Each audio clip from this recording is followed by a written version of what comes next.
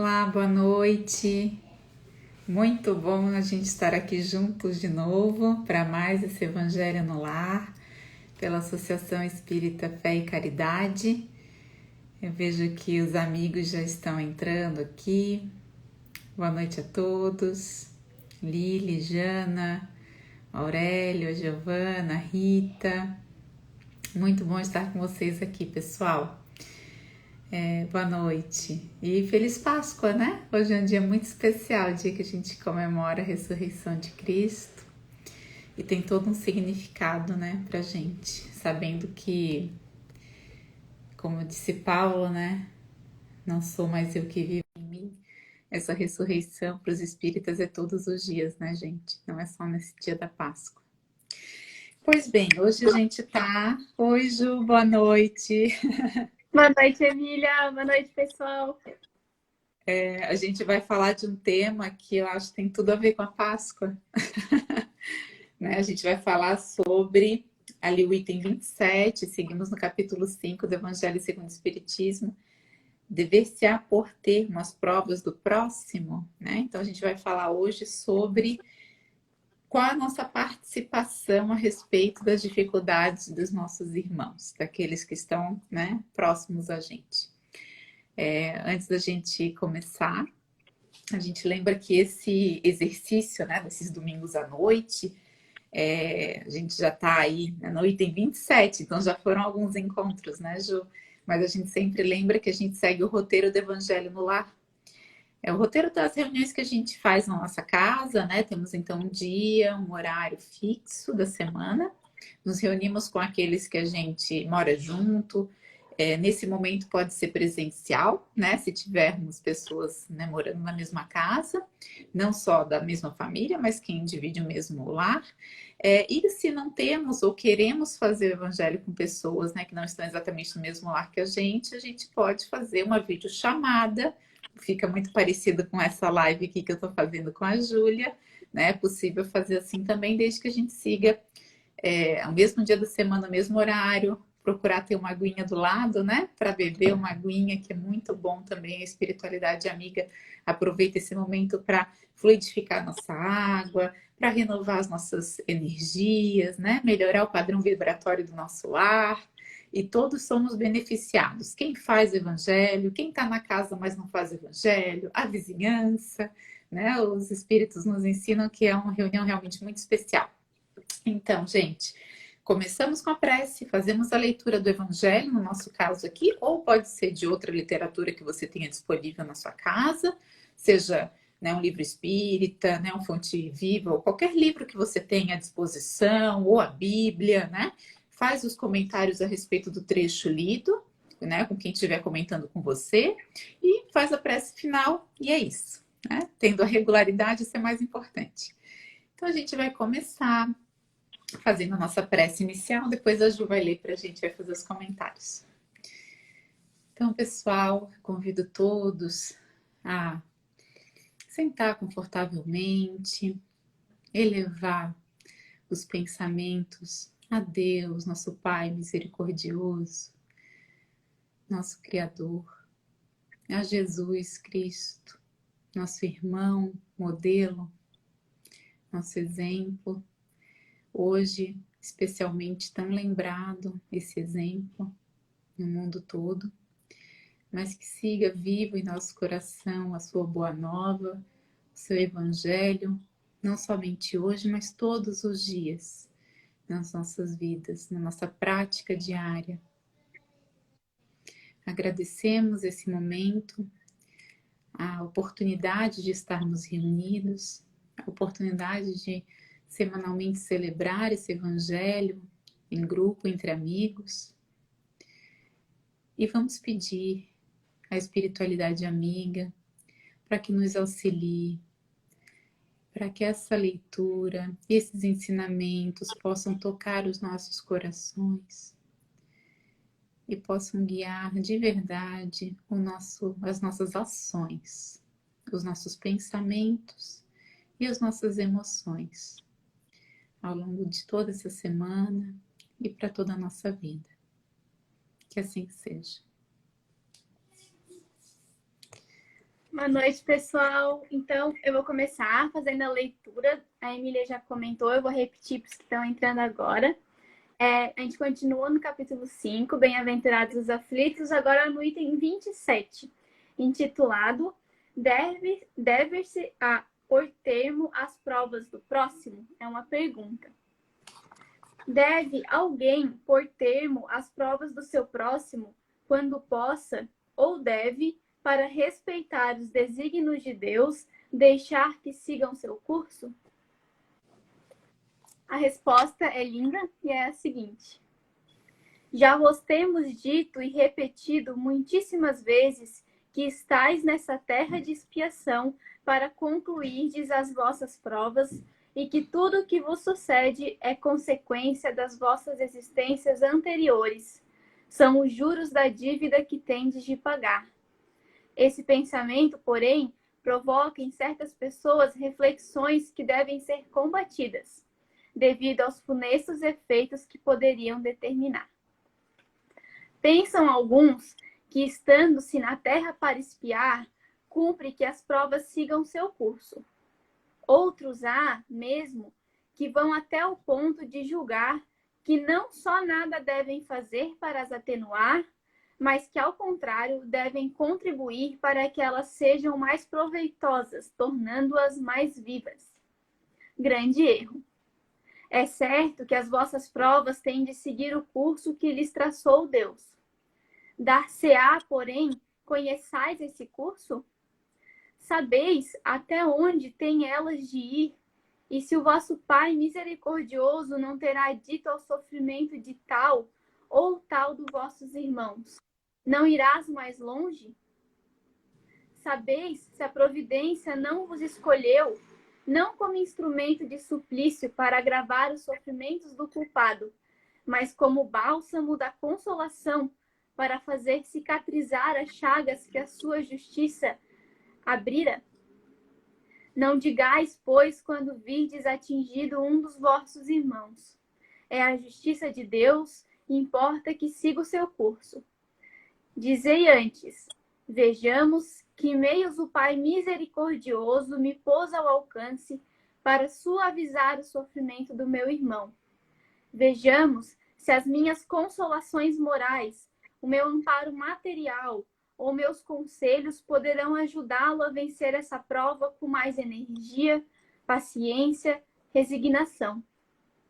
Vejamos mesmo se Deus não me pôs nas mãos os meios de fazer que cesse esse sofrimento, se não me deu a mim também como prova, como expiação talvez, deter o mal e substituí-lo pela paz.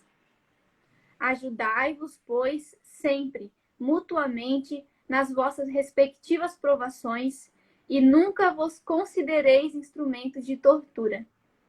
Contra essa ideia deve revoltar-se todo homem de coração, principalmente todo espírita, porquanto este, melhor do que qualquer outro, deve compreender a extensão infinita da bondade de Deus.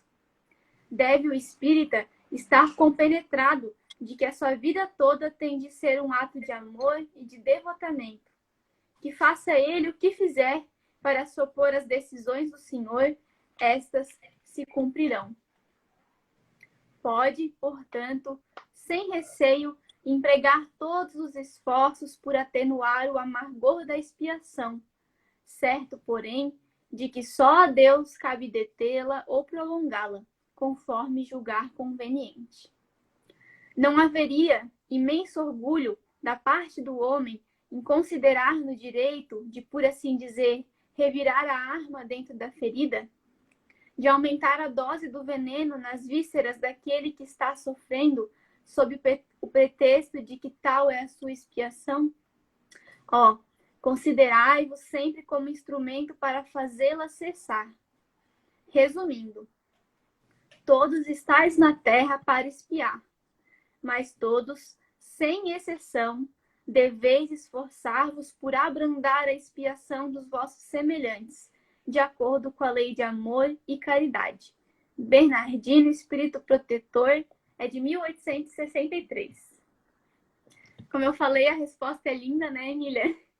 Toca o nosso coração. Eu vou começar os comentários, pode ser, Emília? Pode, me chamou a atenção da Lili, né? Você falou já no início que era linda essa leitura, e a Lili comentou que parece a oração de São Francisco. Essa oração de São Francisco é linda também, parece mesmo.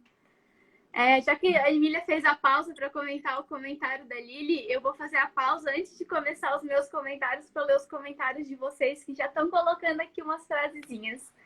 A Larissa colocou sempre escolher aliviar a dor do próximo, escolher ser instrumento do bem e da paz. Um outro comentário do Aurélio: o amor e a caridade devem ser guias em nossas dúvidas, pois como Jesus amou, devemos amar.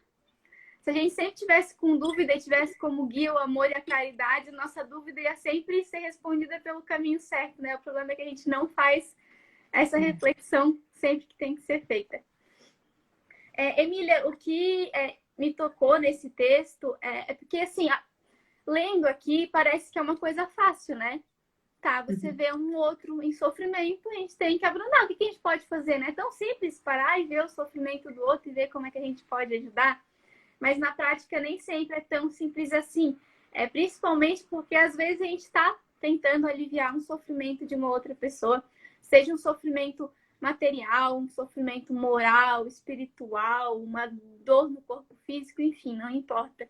A gente está ali tentando aliviar e daí recebe ingratidão em troca, recebe às vezes irritação, recebe, enfim, a gente pode receber tanto bem de volta, mas a gente está ali tentando abreviar e não recebe o que a gente esperava em troca. E acho que está aí a grande dificuldade, né?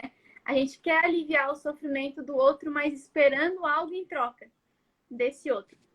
E se o outro traz sofrimento, quem disse que ele está em condições de dar algo bom em troca pra gente, né? A gente já chega ajudando, esperando isso em troca.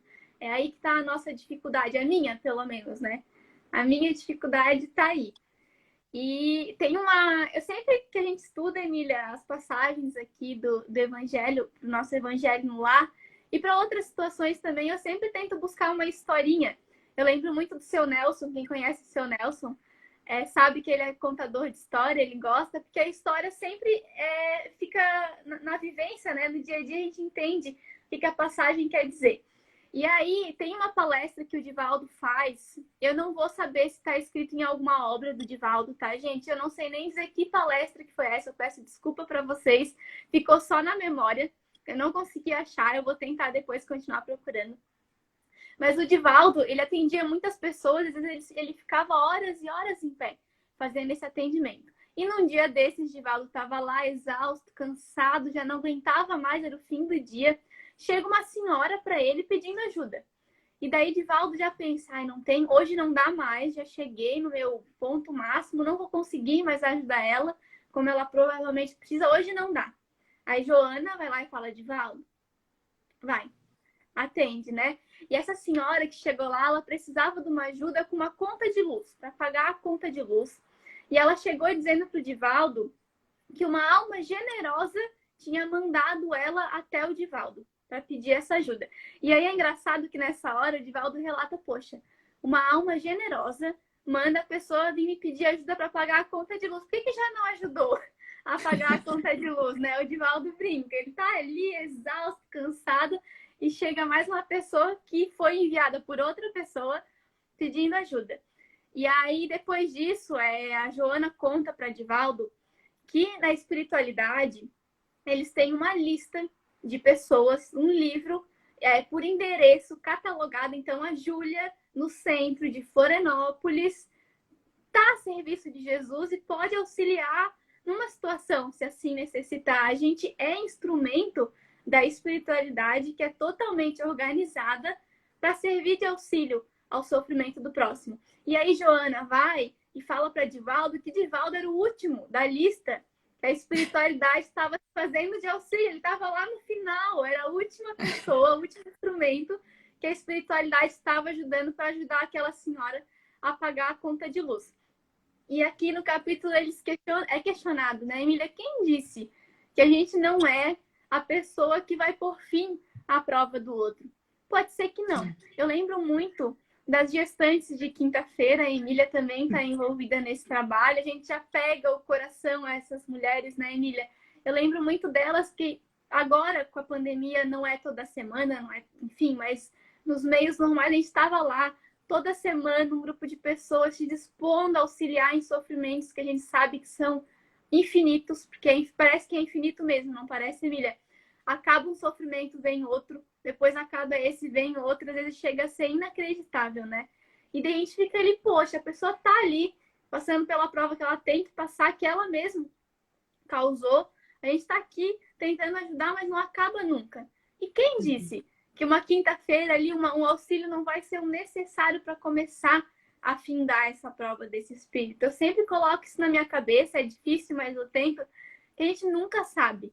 Então, sempre vamos considerar que a gente é, sim, um instrumento para findar o sofrimento do outro. E se não for, a gente está só aliviando.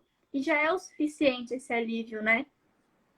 E a gente está fazendo pelo outro, né, Júlia? Mas a gente está fazendo por nós também.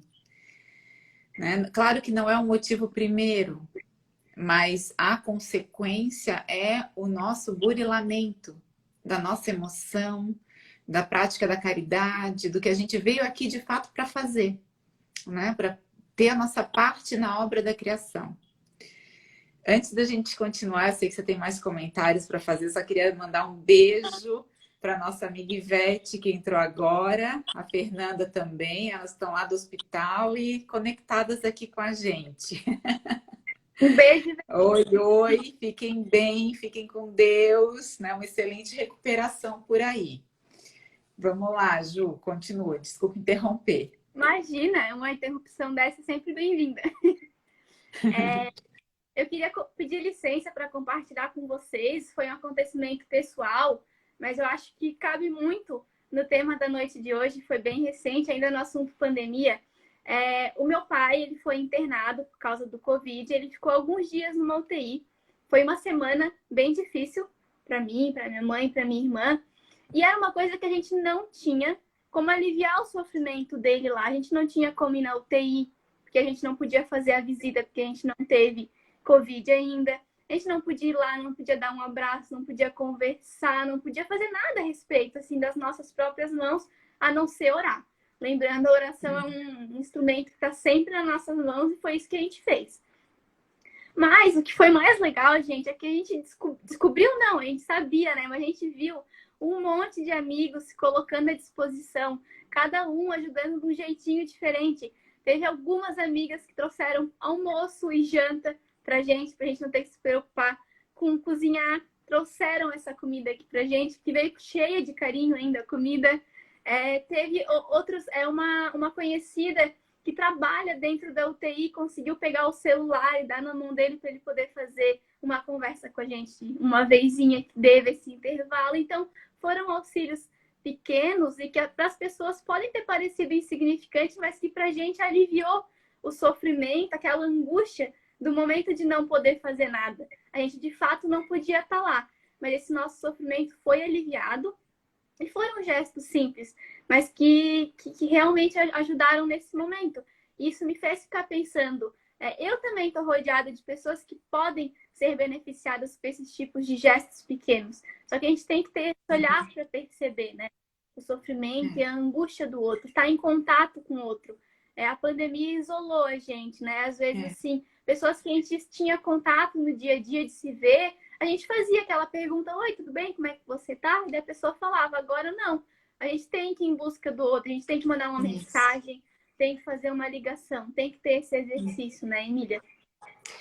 Exatamente, Ju. O meu comentário vai bem nessa linha, que deixa boa. Mas oi, Emília, siga, quero te ouvir mais. Eu vou te passar a palavra, faz o teu comentário. Eu tenho só mais uma frase, mas eu faço ela no final, então. É de Emmanuel. Daí a gente finaliza com Emmanuel. Eu te passo a palavra para fazer os seus comentários, então. Fechado, porque eu acho que eu não trouxe Emmanuel hoje. Deixa eu espiar aqui. Trouxe sim. Curtinho, mas trouxe. Muito interessante esse teu raciocínio e por esse lado, né, Ju, assim, das oportunidades que a gente tem, né, de ajudar. E a Lili colocou assim, quantas vezes, né? Deixa eu até ler na íntegra aqui o que ela escreveu. Quantas são as vezes que vamos ajudar e nós saímos cheios de energias revigorantes, né? A Fábio também concordou. Então, de fato, o incentivo a gente tem. Mas uma coisa que eu fiquei pensando, eu pensei em dois aspectos, né?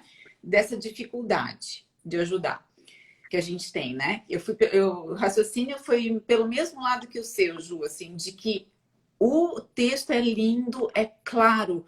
Por que que isso não está no nosso dia a dia ainda, né? Então, o que que impede? Aí tem essa questão mesmo, né, da gente, enfim, não tá prestando atenção. Eu vou trazer um pouquinho sobre isso, mas tem a questão também, eu acho, da gente, às vezes, não é que a gente não tem empatia, é que tem tipos de dores que elas são mais na nossa cara, né? Então, assim, eu acho que todo mundo que está convivendo com vocês sentiu no coração aquela semana que vocês passaram. Foi muito difícil, né? A gente imagina o quão difícil foi. E quantas pessoas estão nesse momento com familiares no hospital, né? Passando por essa dor. É uma dor que eu acho que não tem, assim, como a gente não sentir junto, né? É uma dor coletiva mesmo. O exemplo da quinta-feira das mães lá, das gestantes, né, daquelas mulheres que moram, que têm situação social extremamente difícil, vulnerável, também é uma dor, gente, que é na nossa cara. A gente só não vê porque a gente se esconde dela muitas vezes. Agora, tem outras dores que a gente às vezes não. A gente não quer nem pensar a respeito. Vou dar um exemplo, tá? Não é que seja difícil, não. É que não entra na nossa cabeça que elas são dores possíveis, né? A gente falou das dores da alma, foi tema de uma palestra linda aqui na casa, semana passada. E a gente, às vezes, acha que tem dores, as pessoas que têm esses problemas óbvios, assim, né? Aqueles problemas que a gente enxerga. Aí eu fui num texto lá do Jesus no Lar, que é maravilhoso, né? Nero Lúcio, Jesus no Lar, é um livro assim que é também poesia pura. Daí lá no capítulo 33, ele está narrando um momento como esse aqui que a gente está fazendo, mas era Jesus, né? Jesus fazia esses evangelhos na casa de Pedro, sequencialmente. Nero Lúcio vai nos contar a respeito dessas reuniões. E lá no capítulo 33, ele fala, né? Jesus fala a respeito, né? E Nero Lúcio coloca o título assim, o apelo divino. Daí coloca assim, reunidos os componentes habituais do grupo doméstico, o senhor de olhos melancólicos e lúcidos, surpreendendo talvez alguma nota de oculta revolta no coração dos ouvintes, falou sublime. É a questão da oculta revolta. Amados, quem procura o sol do reino divino há de amar-se de amor para vencer na grande batalha da luz contra as trevas. E para armazenar o amor no coração, é indispensável ampliar as fontes da piedade. Então, nós já identificamos na nossa sociedade algumas fontes da piedade. A pandemia exacerbou muitas para a gente, né? Mas olha o primeiro exemplo que Jesus traz nessa leitura. Compadeçamo-nos dos príncipes. Quem se eleva muito alto, sem apoio seguro, pode experimentar a queda em desfiladeiros tenebrosos. Ele vai falar, gente, Jesus, vale a pena a leitura do capítulo inteiro, tá? Capítulo 33, Jesus no lar. O primeiro exemplo é o dos príncipes. Isso me fez pensar. Porque a gente não pensa, né, em ser caridoso com quem a gente acha que tem a vida fácil. Quem a gente julga que está numa maré de boa sorte. É ou não é verdade? E tá aqui o Instagram para não mentir. Né? Que a gente vê as fotos, todo mundo bonito, todo mundo feliz. No meio da pandemia, o povo postando foto na praia, a gente fica até meio revoltado. Que Jesus coloca ali, ó, revolta oculta no coração. É ou não é verdade? E a gente tem que parar de olhar esse vulto, essa névoa que é a matéria, para olhar o nosso irmão no olho, para olhar o nosso irmão na alma, no que se passa ali dentro. Isso é muito difícil ainda para a gente. Eu acho que está aí um grande desafio, um grande, enorme desafio que a gente ainda tem para se ajudar de verdade. É a gente, sair daquele primeiro grau, né, que a Júlia falou, poxa, vamos perguntar para as pessoas como é que elas estão, vamos ligar, vamos falar com as pessoas, e a gente tem o nosso muro bem alto, da nossa autodefesa, né? E aí a pessoa liga para a gente, não, tá tudo bem, tô aqui enlouquecida, tô aqui estressada, trabalho e cobranças e meu mundo interno, né? Tô angustiada, mas o amigo liga, eu tô bem, né? Tá tudo ótimo aqui. A gente não se abre. E outra, a gente julga. A gente olha aquele príncipe, aquela princesa, e a gente acha que tá tudo maravilha. A gente não se importa nem de ligar às vezes, porque a pessoa a gente acha que tá maravilha. E muitas vezes são as pessoas que estão sofrendo, gente, que estão precisando dessa ligação, que se trancam nos seus castelos e estão nesse momento muito sozinhas, precisando de um ombro amigo. Então eu pensei muito nisso, Júlia, essa semana, lendo a respeito desse tema, né? As pessoas que às vezes não são aquelas óbvias. E lendo também um livro maravilhoso que a Fabiana colocou na minha mão, que é esse aqui, ó. As Perguntas de Jesus, lá no capítulo 5º, que tem tudo a ver com essa semana. Emília, antes de tu falar rapidinho, antes de vir aqui, eu pensando como é que eu vou trazer esse livro para o Evangelho, para divulgar esse livro que é maravilhoso. Ótimo, já fizesse o que eu queria fazer. Então, essa semana eu me peguei lendo esse livro, né? E no capítulo 5º, ele traz a pergunta, e ele vem numa costura, numa sequência, assim, que eu falei para a Fabi, assim, meu emocional, gente, foi assim, como se eu estivesse botando um band-aid no coração. Muito interessante. Mas lá no capítulo 5º, ele pergunta assim, Jesus, né? São as perguntas de Jesus. E então o autor vai colocar assim, por que dormis?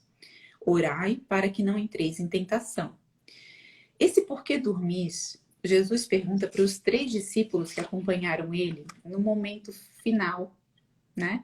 Lá no Getsemane, que é aquele jardim lá no Monte das Oliveiras, onde ele foi para orar. E com os olhos do Espírito, ele viu tudo o que estava acontecendo. Que ele ia ser preso, né? Todas as situações ele viu na frente dele. E quando ele está lá orando fervorosamente para Deus, pedindo força para aquele momento que ele ia passar, e os discípulos dormem. Então ele faz essa pergunta: por que dormis? E esse livro nos convida a ouvir essas perguntas de Jesus no nosso coração, né?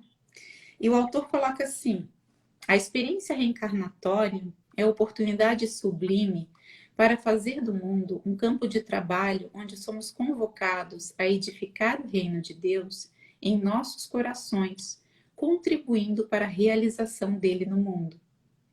Para mim tem tudo a ver com essa leitura de hoje, porque se a gente não ajudar o nosso próximo, que papel a gente está tomando na edificação do reino de Deus? Nos nossos corações e na contribuição da construção desse reino no mundo. Né? Então é através do próximo e de como a gente sana as dores alheias que a gente vai participar dessa criação. E Jesus pergunta por que dormis? Para mim é a pergunta desse momento, gente. Muitos de nós seguimos dormindo. No ponto de vista da ajuda do próximo, do ponto de vista do nosso papel nesse momento do mundo, a gente parece que muitas vezes ainda não acordou. Vocês não se sentem assim? A gente tem a boa nova no coração, a gente tem o evangelho, e não é todo dia que a gente está acordado, não. Às vezes a gente passa meio sonâmbulo, né? Fazendo as atividades do dia a dia, na correria, atropelando a agenda, e a gente não acorda para olhar no olho do outro, para perguntar se está tudo bem e para querer de verdade ajudar quando a gente percebe que não está tudo bem. Não é fácil. não é fácil, mas tem um incentivo aqui que vem ali do Jesus no Lar, só para fechar, né? Jesus traça ali, né? Fala do príncipe, auxiliar a criança. Eu pensei muito na questão da criança também lendo aqui esse livro, sabia? Porque no papel de mãe, gente, ainda é tabu, tá? Vou falar sério, assim, sobre... Um dia a gente bate um papo só sobre isso. Sobre ser pai e ser mãe nesse mundo 2021. Mas assim, ó, a sua vida toda tem de ser um ato de amor e de devotamento. Parece que às vezes, se a gente faz isso com a criança, a gente está sendo negligente. Quem é pai, quem é mãe já se sentiu assim? Que parece que a vida do pai e da mãe tem que ser dificultar a vida do filho. Porque, ai, o mundo vai ser difícil, então eu tenho que dificultar a vida do meu filho porque o mundo vai ser difícil. Eu penso diferente, né? Então, acho que a gente tem que ser assim com a criança também, né? Com o velhinho também, né? Então, Jesus convida isso, né? Então, fala de estender as mãos fraternas, fala de socorrer, fala de fortalecer quem é bom. Olha isso, que lindo, né? Fortaleçamos quem é bom na terra. A ameaça do desânimo paira sobre todos nós. Então, às vezes a gente não estende a mão, porque se aquela pessoa já está tão bem, gente, olha só, é palestrante espírita, né? Tá lá no grupo de desobsessão, é um trabalhador tão assíduo, não precisa de mim, olha quem sou eu, olha quem é essa pessoa. O desânimo pode bater na porta de todo mundo e todo mundo precisa de ajuda, sim. Daí lá na frente, Jesus vai dizer: enquanto o reino do Senhor não brilhar no coração e na consciência das criaturas, a terra será uma escola para os bons, um purgatório para os maus e um hospital doloroso para os doentes de toda sorte. Sem a lâmpada acesa da compaixão fraternal, é impossível atender à vontade divina. Compaixão fraternal. Então a gente, de fato, de verdade, no coração, sem sentir irmão de todo mundo. Dos príncipes, né? De quem a gente acha que está muito bem, obrigado.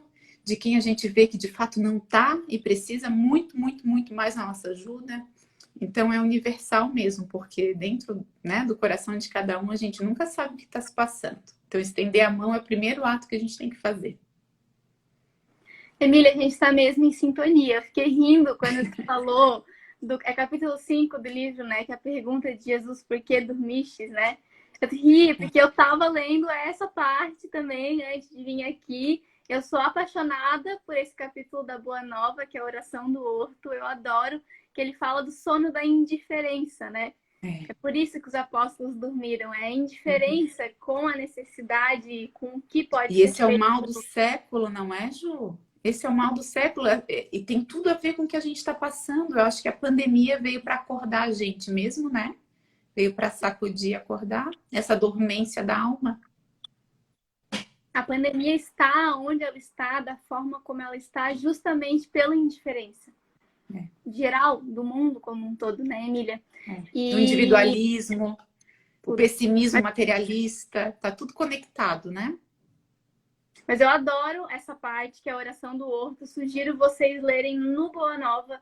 Tem disponível na internet o livro. Eu não lembro o número do capítulo, mas é a oração do horto. Eu lembro a gente coloca vez... nos comentários aqui, acho que foi a Larissa, a Lari também pediu, né? A gente coloca aqui nos comentários depois, tá, Lari? A hora que for pro ar aqui o vídeo, vai essa referência do Pergunta de Jesus, do Boa Nova e do Jesus no Lar. Isso, e mais um que eu vou trazer no final. Opa. A Larissa também fez um comentário aqui um pouco antes, o que Jesus faria, né? Eu sempre tento me fazer essa pergunta também. Quando eu tô em dúvida, eu falo, o que Jesus faria? A resposta é sempre tão clara, né? Então, Jesus faria. O caminho de Jesus, o que ele trilhou, é muito claro. Só que a gente, no nosso dia a dia, a gente não vive com Jesus no nosso coração ainda da forma como deveria. Então, é difícil fazer essa pergunta e ter a resposta do que Jesus faria na situação em que a gente se encontra, né? E um outro comentário também, deixa eu voltar porque acabou descendo. Deixa eu achar, foi um da Suzana aqui, ó. Eu achei muito interessante.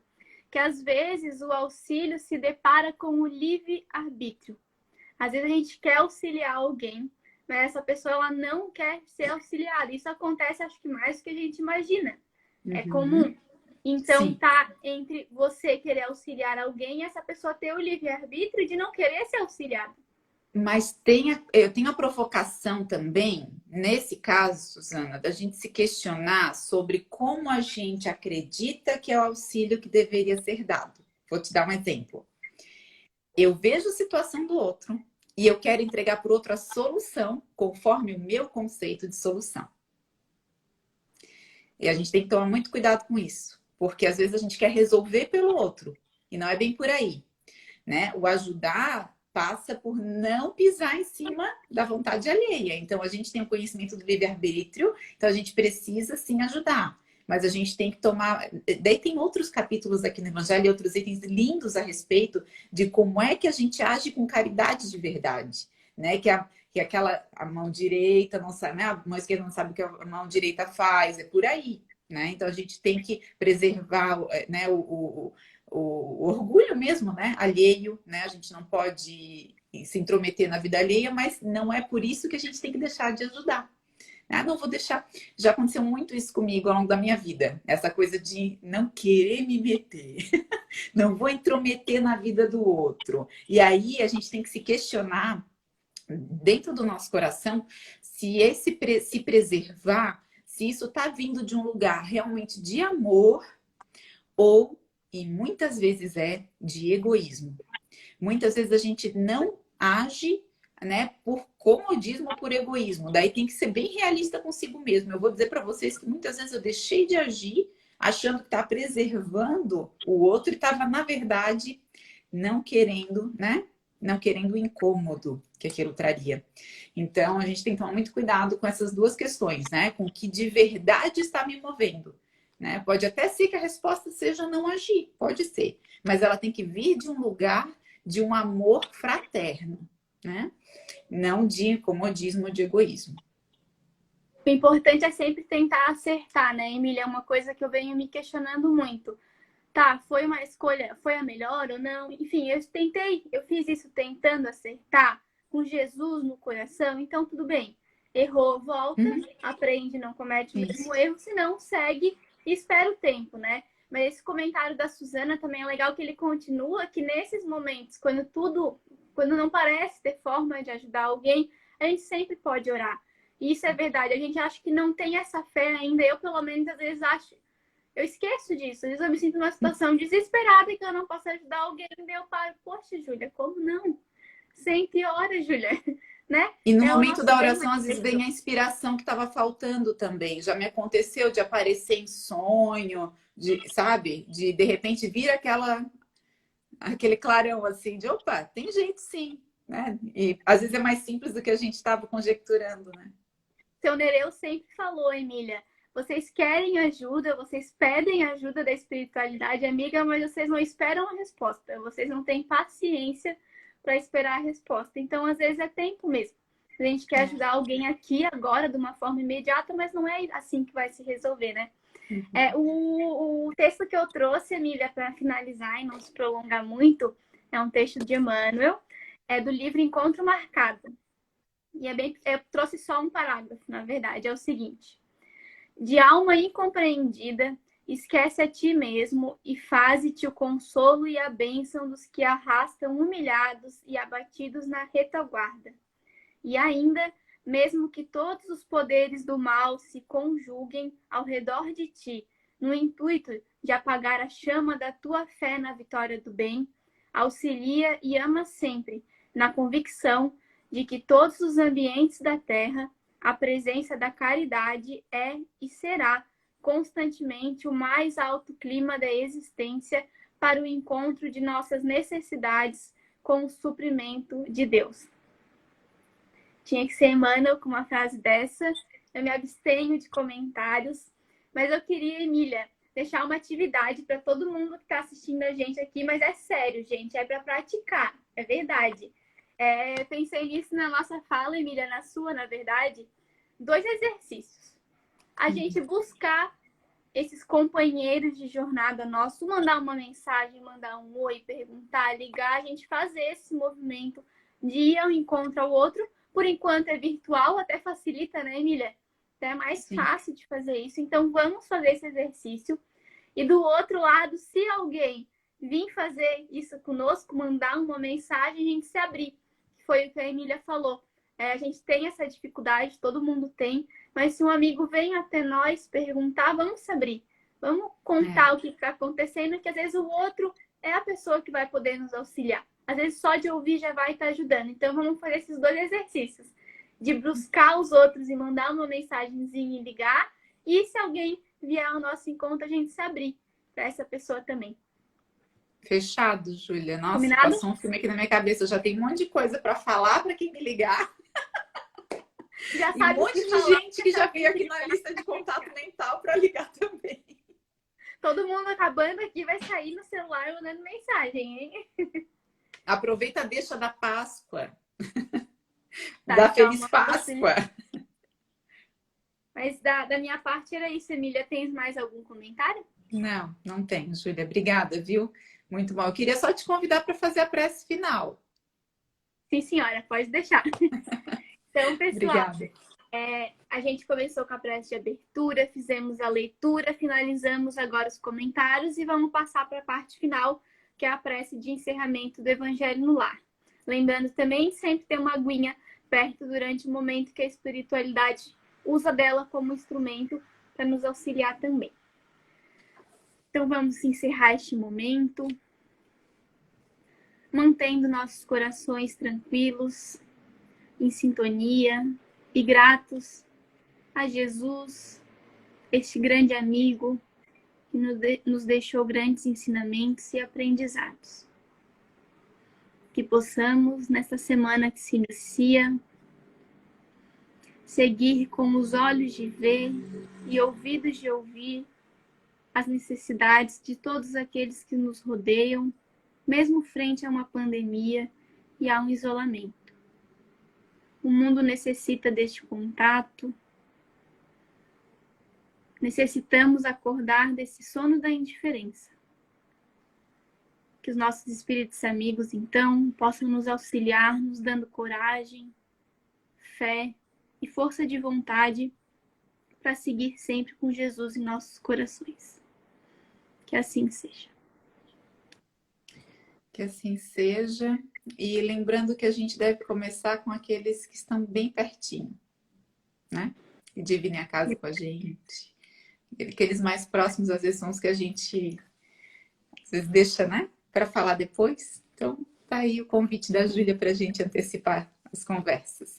Pessoal, antes de encerrar, Emília, rapidinho, eu gostaria de lembrar, no mês de março, a gente estava fazendo oração todo dia, às 23 horas, para aquelas pessoas que estão internadas devido ao Covid, aos profissionais da saúde, todos que estão envolvidos nessa temática. Em março, a gente fazia às 23. Mas agora, a partir de abril, o mês inteiro, todas as noites, a gente convida vocês às 22 horas a fazer essa irradiação. Para um momentinho, senta, faz uma prece, depois volta à atividade que estava fazendo. Então, é só um momentinho para a gente parar e ver como a gente pode abreviar o sofrimento do outro com uma prece, com uma oração. Se todo mundo fizer isso e ir compartilhando com os outros, a gente forma essa rede de amor. Então, deixa esse convite também para vocês. Era isso, Emília. Boa noite. Boa noite, Ivete, Lucimar, Suzana, Lili, Elisa, Maria Fernanda, Regina, cada domingo Patrícia. Tem mais rosto amigo aqui, né, Emília? Meu Rita, Deus, cada domingo muito bom. tem gente nova. A gente é muito gostoso. Eu me sinto mesmo como se a gente estivesse numa grande reunião fazendo esse evangelho. É bom demais. Muito bom ter vocês, pessoal. Boa semana, boa noite. Até domingo que vem.